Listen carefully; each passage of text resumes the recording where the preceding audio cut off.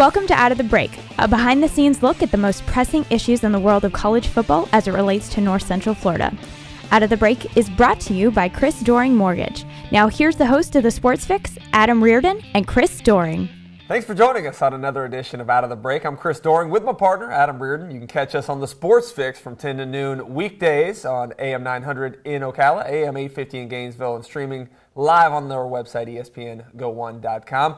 Time for the final Out of the Break for the month of October. Kind of hard to believe that we're almost two-thirds of the way through the football season. Well, I mean, you always feel like a kid for Christmas during college football season, and Christmas comes and goes quickly for kids. For us, college football seasons, we wait for it all year long, and then before you know it, it's gone. And college football this year almost quickly in the rearview mirror. Quickly in the rearview mirror, but one thing for Florida's football season that's been consistent, and that is that Florida's been able to find ways to avoid their first L. And Florida continues to play football that some would describe as maybe not the most aesthetically pleasing, but they're finding a way to get it done. This week with a big victory over South Carolina. The statistic I think that was the most probably talked about, and we'll talk about it too, 21 points in the first half, 29 yards of offense. I guess you can say that Florida didn't do much in terms of offensive football to get out to that big lead, but one thing they did do was they played extremely good defense and played extremely good special teams, and that led to some shorter field situations for their offense. I mean, you get turnovers. Getting turnovers is one thing. Taking advantage of them is another thing. Now, it's hard not to take advantage of them when two of them start within the 5-yard line. You got less than 5 yards going in to score. So credit to Florida for that. I mean, you said before, you sort of make your own opportunities. You make your own luck sometimes with effort. And Florida caused some turnovers. They got them and they took advantage of them. And really, going into halftime there, it was hard for me to see a situation where South Carolina was going to be able to battle back, especially when Florida takes a second half kick and goes in there to score a touchdown. I don't think I even remember South Carolina having a good drive until midway through the fourth quarter that they ever put anything consistently together against that Florida defense. No, I don't think anything consistently. I think they had one decent drive in the first half. I think they ended in a field goal, the one not the one right before the half, but so they had some bits of pockets of success there. South Carolina did, but not enough. I mean, especially to counterbalance the debacle that they had on special teams. You had the punt return fumble, and then later the kick return fumble coming off of one of Florida's scores. And it was interesting because I think it was Gary Danielson was on the call, and he said it was a very important drive for South Carolina to hold the ball, come down, get some points. And that was the kickoff in which they fumbled, and Florida then goes in to score again. So not only did it go from bad to worse for South Carolina, it got out of hand quickly after the first drive of the second half as Florida scored there.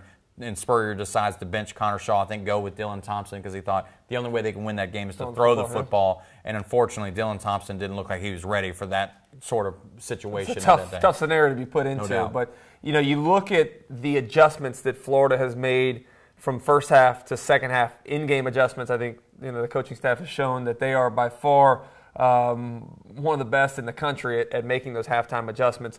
But let's talk about an adjustment from year over year. The adjustment that stands out most to me that I think is the biggest differential between last year's record and where Florida stands unblemished now is the turnover margin. It's tough to do much about creating turnovers, but last year at this time it was a huge discrepancy between the number of times that they were turning the ball over and the number of turnovers they were creating. This year, quite the opposite, and that I think has led directly to what we've seen in this year's turnaround and the record being what it is. I think it's a little bit on both sides. You're not turning it over as much. I mean, Florida's pretty conservative with the football, so they don't really put the ball at risk a whole lot. And then defensively, they're maybe holding on to an interception. They're falling on a fumble here or there. And when you take those two numbers, you turn it over a little bit less, and you gain a couple more turnovers, the number seems to be much more wide than it was last year. And I think Florida's success is due in large part to defense and special teams. And with defense, you're talking about turnovers and holding teams to, basically not letting them drive the field and score. And then special teams is something we've always mentioned. Between Caleb Sturgis and Kyle Christie, I don't know that there's a better special teams tandem in the country. Those two guys are potential All-Americans here at Florida. We'd be remiss not to expound upon the impact that Kyle Christie had on that football game, flipping the field position. I think he averaged 53 yards in that football game on Saturday, so obviously a huge weapon for this Florida defense. It limits what the opposition can do in terms of play calling when you're in a backed-up situation the way that South Carolina found themselves so many times, as many other teams against the Gators have this year as well. I'd be remiss also not to state that in the predictions last week, I said that South Carolina was not going to find their way into the end zone, and they did not. So I would just want to make sure I point that out to everybody. We're going to go ahead and take a break right now. When we come back, we'll preview the University of Georgia. Nothing better than Florida Georgia week. We'll do that on the other side of the break. Stick with us.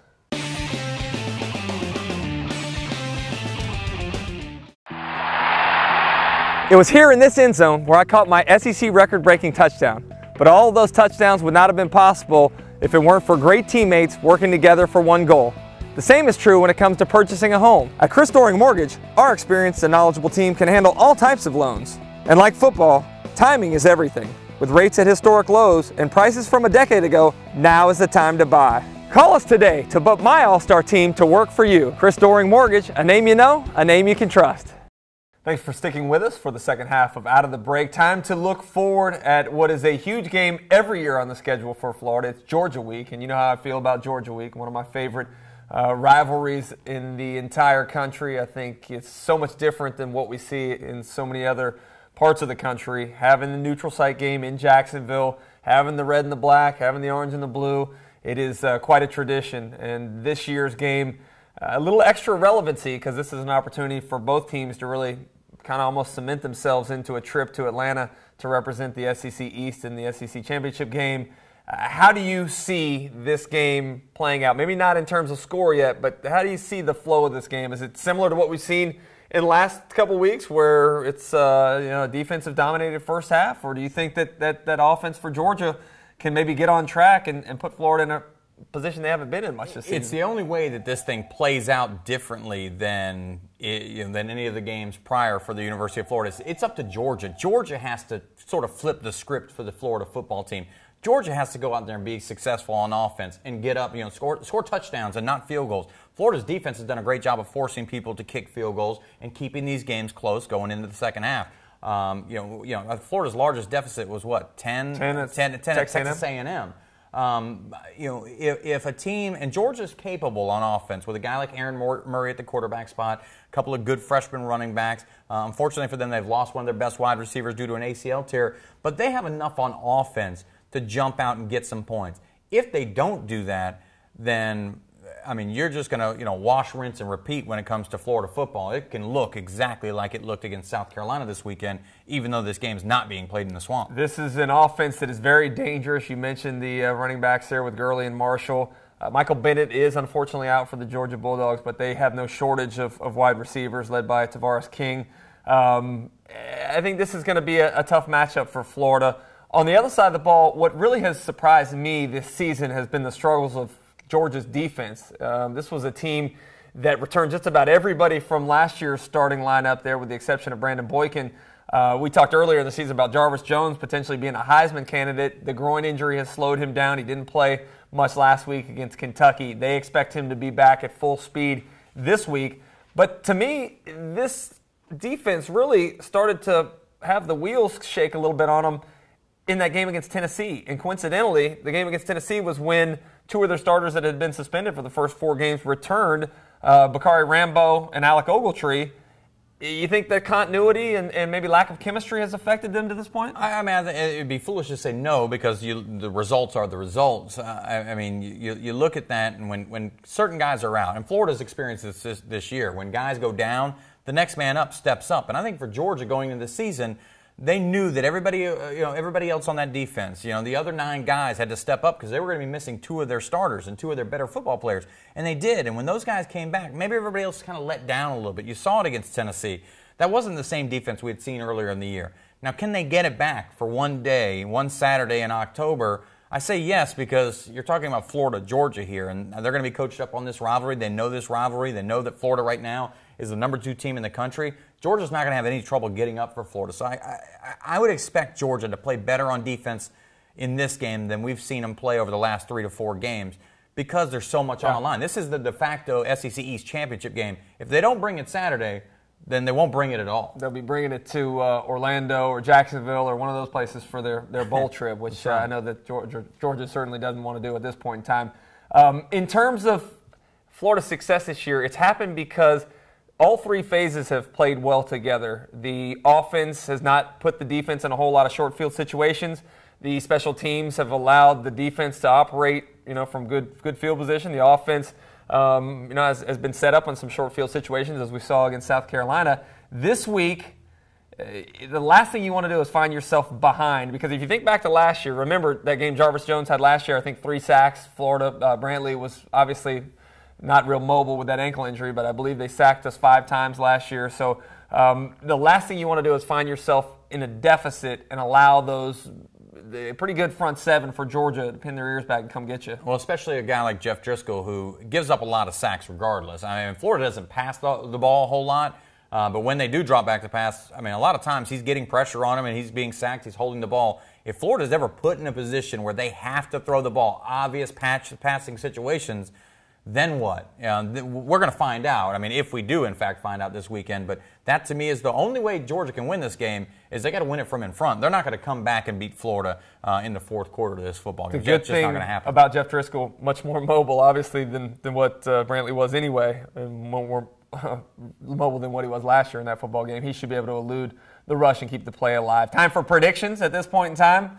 You're going to be consistent and continue to pick against Florida? I picked Florida last week. All right. Remember, I did pick Florida. I picked Florida last week. And I just think that Florida, it's not sexy. It's, frankly, not that fun to watch personally. But they get it done. They get it done in all 3 facets. They're conservative on offense, but that's what they need to be because their defense is so good, their special teams is so good. I think Florida wins this game 27-13, and Georgia's never really even close. Well, we saw Georgia limited offensively against South Carolina. I think this is a better Florida defense. I think Georgia's going to get held to 10. I think Florida will be able to roll up some points. I'm going 27-10, another Gator victory, and let's make our reservations for Atlanta. I'm sure that every Gator fan, come Sunday morning, will be calling Atlanta, finding their favorite hotel, and getting ready for the SEC championship. Say the ACC. No. We'll be back next week to wrap up the Florida-Georgia experience. Stick with us now as we give you a Sweat Life Fitness Minute. Thanks for joining us.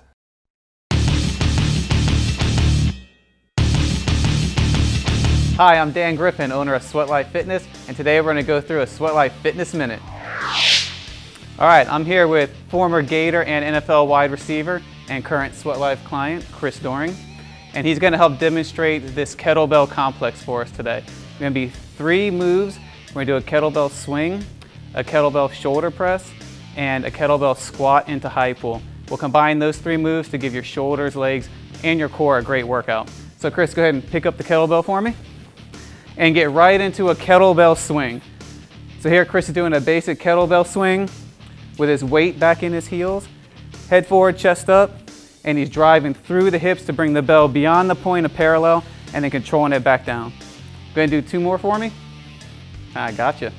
1 more, and relax. Good. We'll have you do 15 of those, and with little rest, we'll transfer right into a single arm kettlebell press. So go ahead and press it, Chris. I want to go 6 on each arm here. Again, a good stable foundation.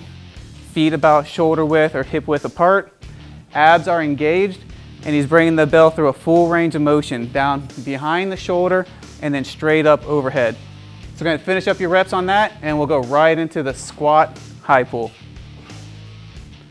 All right, again, little to no rest in between.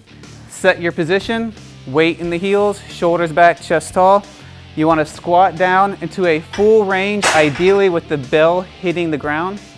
And you want to stand up nice and tall, pulling the bell up underneath the chin.